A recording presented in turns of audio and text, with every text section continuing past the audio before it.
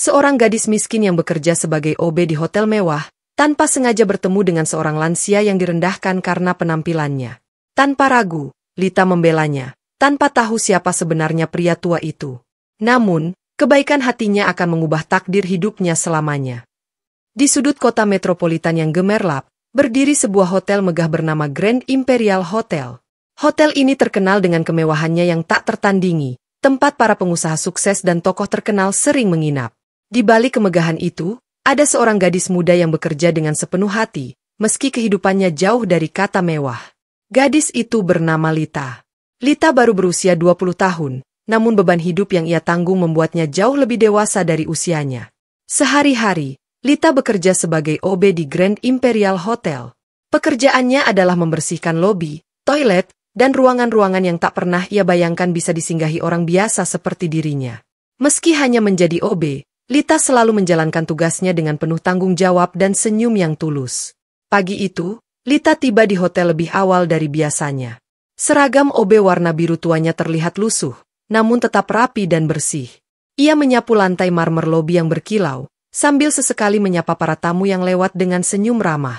Beberapa tamu membalas senyumnya, namun tak sedikit yang mengabaikannya, seolah ia tak terlihat. Lita tak mempermasalahkan itu. Baginya, bekerja dengan baik adalah bentuk syukur atas kesempatan yang ia dapatkan. Di sisi lain lobi, terlihat seorang wanita muda dengan seragam penerima tamu yang anggun dan elegan. Namanya Karin. Ia adalah resepsionis hotel yang terkenal cantik, namun memiliki sikap angkuh dan sering memandang rendah orang-orang yang dianggapnya lebih rendah, termasuk Lita. Setiap kali berpapasan, Karin selalu menatap Lita dengan sinis dan tak jarang melontarkan sindiran. "Hei, Lita! Jangan sampai lantainya kotor lagi, ya. Nanti kamu dipotong gajinya," ujar Karin sambil tersenyum sinis. Lita hanya menunduk dan mengangguk pelan. "Iya, Kak Karin. Maaf kalau ada yang kotor. Saya akan lebih teliti lagi." "Bagus. Jangan bikin malu hotel ini dengan kecerobohanmu," balas Karin sambil berlalu dengan nada sinis. Sepulang kerja, Lita selalu berjalan kaki melewati jalanan kota yang sibuk dan berdebu. Ia tinggal di sebuah rumah kontrakan kecil di gang sempit, bersama ibunya yang sakit dan adik laki-lakinya yang masih duduk di bangku sekolah dasar. Setibanya di rumah, Lita disambut suara batuk lemah dari dalam kamar. Ibunya, Bu Rina, sudah lama sakit-sakitan. Tubuhnya yang kurus terbaring di atas kasur tipis yang sudah tampak usang. Melihat kondisi ibunya, hati Lita terasa perih. Namun ia tetap tersenyum dan segera menghampiri ibunya. "Ibu, Lita pulang. Ibu sudah minum obat?" tanya Lita sambil menyentuh kening ibunya yang terasa hangat. Ibunya tersenyum lemah. "Sudah, Nak. Bagaimana kerja hari ini? Apakah kamu lelah?" Lita menggeleng pelan. "Tidak, Bu." Lita lalu berjalan ke kamar lain yang jauh lebih sempit. Di sana, adik laki-lakinya yang bernama Dika sedang belajar di meja kecil yang terbuat dari kayu rapuh. "Kak Lita, kakak sudah pulang. Hari ini Dika dapat nilai 100 di ulangan matematika," seru Dika dengan wajah berseri-seri. Mendengar kabar itu, Lita langsung memeluk adiknya dengan bangga. "Wah, adik kakak memang hebat. Terus belajar yang rajin, ya. Nanti kamu pasti bisa jadi orang sukses." Dika mengangguk semangat. "Iya, Kak. Nanti Dika akan sukses dan bantu kakak sama ibu." Lita menahan air matanya. Ia tak ingin Dika melihat kesedihannya. Bagi Lita, senyum Dika adalah semangat terbesarnya. Meski sering dipandang rendah oleh orang lain, tekanan dan cemoohan di tempat kerja tak membuat Lita menyerah. Di hotel, Lita sering mendapat tugas membersihkan toilet dan area parkir yang jarang terpantau.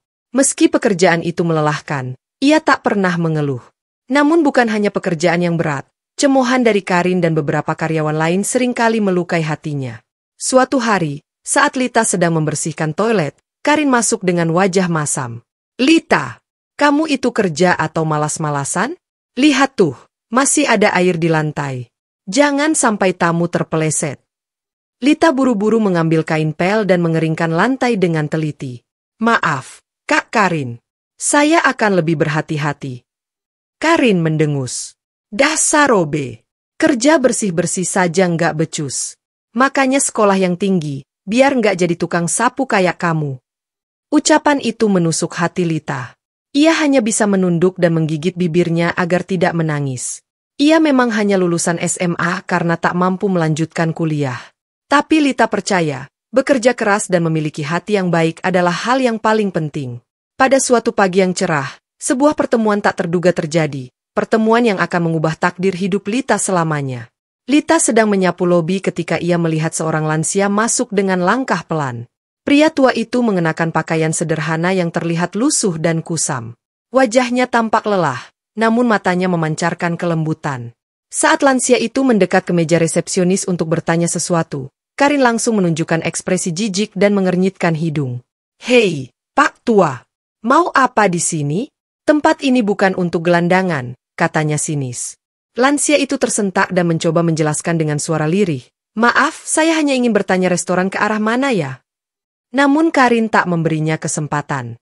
"Cepat pergi sebelum aku panggil satpam. Hotel ini bukan tempat pengemis sepertimu," bentaknya. Lansia itu menunduk malu. Ia tampak ingin menjelaskan, namun raut wajah Karin yang penuh penghinaan membuatnya terdiam. Melihat perlakuan itu, hati Lita terasa pedih. Ia tahu betul bagaimana rasanya diremehkan hanya karena penampilan.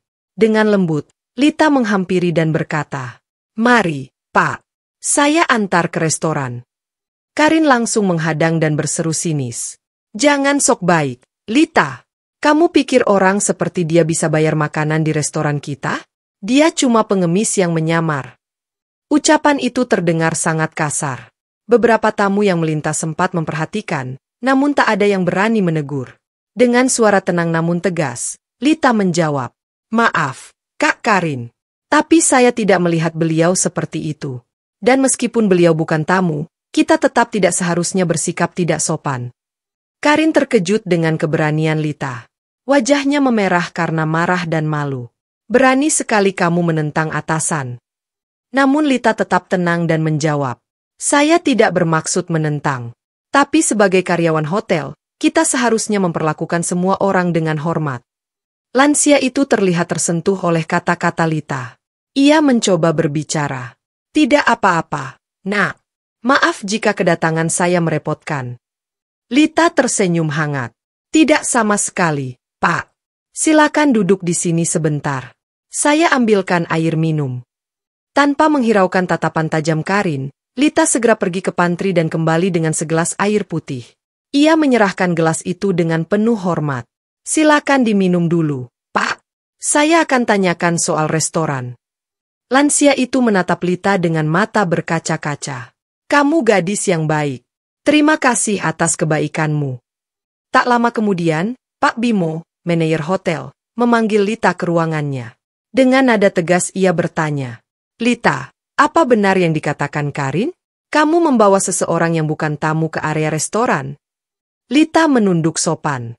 "Maaf, Pak. Saya tidak bermaksud melanggar. Saya hanya merasa tidak enak melihat beliau diperlakukan tidak sopan. Saya ingin membantu." Pak Bimo menghela napas. "Kamu hanya OB, Lita. Jangan mencampuri urusan yang bukan tugasmu. Jangan buat masalah yang bisa merusak citra hotel." Lita kembali menunduk. "Maaf, Pak. Saya mengerti." Akhirnya, Pak Bimo memberikan peringatan lisan kepada Lita. Meski hati Lita sedih, ia tetap menerima dengan lapang dada. Setelah mendapat peringatan tertulis dari manajemen, Lita berjalan lesu menuju kantin karyawan untuk makan siang. Namun sesampainya di sana, ia disambut dengan bisikan-bisikan menusuk dari beberapa rekan kerja. Berani-beraninya melawan Karin. Dia pikir siapa dirinya? OB rendahan kok sok pahlawan. Sebentar lagi juga dipecat. Lita mendengar semuanya. Ia hanya bisa menunduk dan menahan perasaan. Tak lama kemudian, Karin datang sambil membawa segelas jus. Tanpa berkata apa-apa, ia dengan sengaja menumpahkan jus tersebut ke atas bekal makan siang Lita. Makanan Lita basah dan tak bisa dimakan lagi. Karin tersenyum puas lalu berlalu begitu saja, meninggalkan Lita yang duduk terdiam, menahan air mata antara kekecewaan dan kelelahan. Malam harinya, saat sampai di rumah, Lita tak bisa menyembunyikan kesedihannya. Ia duduk di samping ibunya yang sedang tertidur. Melihat wajah lelah ibunya, Lita kembali teringat alasan mengapa ia terus bertahan dan bekerja keras. "Aku nggak boleh menyerah," bisik Lita pada dirinya sendiri. "Aku harus kuat, demi ibu dan Dika." Dengan tekad yang semakin kuat, Lita berjanji dalam hati bahwa ia tidak akan terpengaruh oleh hinaan Karin ataupun perlakuan tidak adil di tempat kerja. Ia percaya bahwa kebaikan hati dan kerja keras pada akhirnya akan membawa hasil. Keesokan harinya, saat Lita kembali bekerja, ia melihat lansia yang kemarin ia bela sedang berdiri di luar hotel. Pria tua itu memperhatikannya dari jauh sambil tersenyum bijak. Saat mata mereka bertemu, lansia itu mengangguk pelan, lalu berlalu pergi. Lita tertegun. Ada sesuatu yang berbeda dalam tatapan pria tua itu, seolah menyimpan sebuah rahasia besar yang belum terungkap. Beberapa hari setelah insiden di lobi, hidup Lita berjalan seperti biasa. Ia tetap bekerja keras, membersihkan lobi, toilet, dan area parkir dengan ketelitian yang tak pernah berkurang, meski hinaan dari Karin semakin tajam. Sore itu, saat pulang kerja dan tiba di gang sempit tempat kontrakan kecilnya berada, Lita dikejutkan oleh sebuah mobil mewah yang terparkir tepat di depan rumahnya. Dengan jantung berdebar, ia mempercepat langkah. Semakin dekat, ia melihat seorang pria berjas mahal sedang berdiri di depan pintu rumahnya, mengetuk dengan kasar. Wajah pria itu tampak angkuh dan penuh kesombongan. Lita segera menghampiri dengan sopan. "Maaf, Pak. Ada yang bisa saya bantu?" Pria itu menoleh, lalu menatap Lita dari ujung kepala hingga kaki dengan ekspresi yang sulit ditebak. Pria itu menatap meremehkan ke arah Lita. "Iya, Pak. Ada perlu apa, ya?" tanya Lita dengan sopan, meski sedikit gugup. Pria itu menyeringai sinis. "Cepat kemasi barang-barangmu dan angkat kaki dari rumah ini. Rumah ini sudah saya beli dari pemilik lamamu." Lita terkejut. "Apa maksud Bapak? Kami masih membayar sewa rumah ini setiap bulan," ucapnya dengan nada bingung. Pria itu mendengus dingin. "Aku sudah membeli rumah ini. Sekarang rumah ini milikku. Aku tidak mau ada orang miskin yang tinggal di properti milikku." Air mata mulai menggenang di mata Lita. "Tolong, Pak. Ibu saya sedang sakit. Kami tidak punya tempat lain untuk pergi." Namun pria itu tetap tak menunjukkan sedikit pun rasa iba. "Itu bukan urusanku. Orang miskin memang selalu merepotkan. Cepat pergi atau akan kuusir paksa." Lita menggigit bibirnya, berusaha menahan air mata. Ia masuk ke dalam rumah, melihat ibunya yang terbaring lemah dan adiknya yang menatap ketakutan. Hatinya terasa remuk, namun ia tahu percuma memohon pada orang yang tidak punya belas kasihan. Dengan suara gemetar, Lita berkata pelan, "Baik, Pak. Beri kami waktu sampai besok untuk membereskan barang-barang kami." Pria itu mendengus lagi. "Kalian punya waktu sampai besok siang. Kalau tidak, aku sendiri yang akan mengusir kalian." Setelah berkata demikian, pria itu masuk ke dalam mobil mewahnya dan melaju pergi tanpa menoleh sedikit pun. Di dalam kamar, Ibu Lita yang mendengar semuanya berusaha menenangkan putrinya. "Maafkan Ibu, Nak. Kita akan cari jalan lain." Keesokan harinya, dengan mata sembab dan hati penuh kekhawatiran, Lita tetap pergi bekerja. Ia tahu kehilangan pekerjaan akan menjadi akhir dari segalanya. Itu satu-satunya harapan mereka. Namun setibanya di hotel, Karin sudah lebih dulu tahu soal pengusiran itu. "Dengar-dengar kamu diusir dari rumah, ya?" ejek Karin sambil tertawa kecil. Lita berusaha tetap tenang. "Maaf, Kak Karin. Saya harus bekerja sekarang." Namun Karin tak puas. "Kamu nggak punya rumah, nggak punya uang, dan pekerjaanmu cuma OB. Apa gunanya hidupmu? Hahaha, jadi orang rendahan." Kata-kata itu sangat menyakitkan, tapi Lita menahan air matanya. Ia tahu, menangis hanya akan membuat Karin semakin puas. Dengan kepala tertunduk, Lita berjalan menjauh sambil menggenggam erat sapu di tangannya. Siang itu, tiba-tiba Pak Bimo, manajer hotel, memanggil Lita ke ruangannya. Wajahnya terlihat tegang. "Lita, ada tamu VIP yang meminta bertemu denganmu." Lita terkejut dan bingung. "Tamu VIP? Tapi kenapa mencari saya, Pak?" Pak Bimo menggeleng. "Saya juga tidak tahu. Tapi sebaiknya kamu datang sekarang. Dia sudah menunggumu di ruang VIP lantai atas." Dengan perasaan campur aduk, Lita naik ke lantai atas dan memasuki ruang VIP yang mewah. Betapa terkejutnya ia saat melihat siapa yang berdiri di sana, seorang pria berjas mahal. Pria yang sama yang kemarin mengusir keluarganya dari rumah. "Jadi, kamu bekerja di sini," katanya sambil tersenyum sinis. "Pantas saja. Pekerjaanmu cuma tukang sapu. Orang miskin seperti kamu tak pantas ada di sini," ucap pria itu dengan nada merendahkan. Lita terdiam. Wajahnya pucat. Ia merasa dipermalukan di tempat kerjanya sendiri. Namun sebelum pria itu bisa melanjutkan hinaannya, pintu ruang VIP tiba-tiba terbuka. Seorang lansia masuk dengan langkah pelan namun penuh wibawa. Wajahnya ramah, senyumnya hangat. Lansia itu menatap Lita dan berkata lembut, "Maaf membuatmu menunggu, Nak." Lita terbelalak. Ia mengenali pria itu, orang tua yang beberapa waktu lalu ia bantu di lobi hotel. Lansia itu menoleh ke pria kaya yang tadi menghina Lita dan berkata dengan tegas, "Gadis ini yang membelaku saat aku dihina oleh staf hotel ini. Karena itu, mulai hari ini dia bekerja untukku sebagai asisten pribadi. Dan satu lagi, kembalikan rumahnya." Pria bernama Fadil itu langsung terdiam, wajahnya berubah ketakutan. "Maafkan aku, Ayah. Aku tidak pernah mengira jika wanita ini kenalan Ayah." Lita menatap lansia itu dengan bingung dan bertanya, "Sebenarnya siapa bapak ini?" Lansia itu tersenyum bijak dan menjawab, "Aku adalah pemilik hotel ini. Semua yang ada di sini adalah milikku. Dan mulai sekarang, kamu bekerja langsung di bawahku." Pengungkapan itu menjadi titik balik dalam hidup Lita.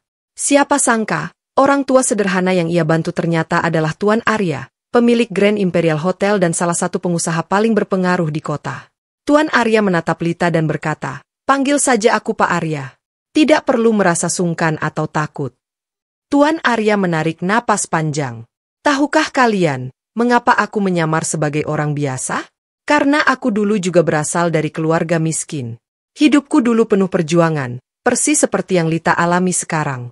Saat aku mulai sukses, aku berjanji untuk tidak melupakan masa lalu dan tidak memandang orang dari penampilan." Ia menatap Lita dengan lembut.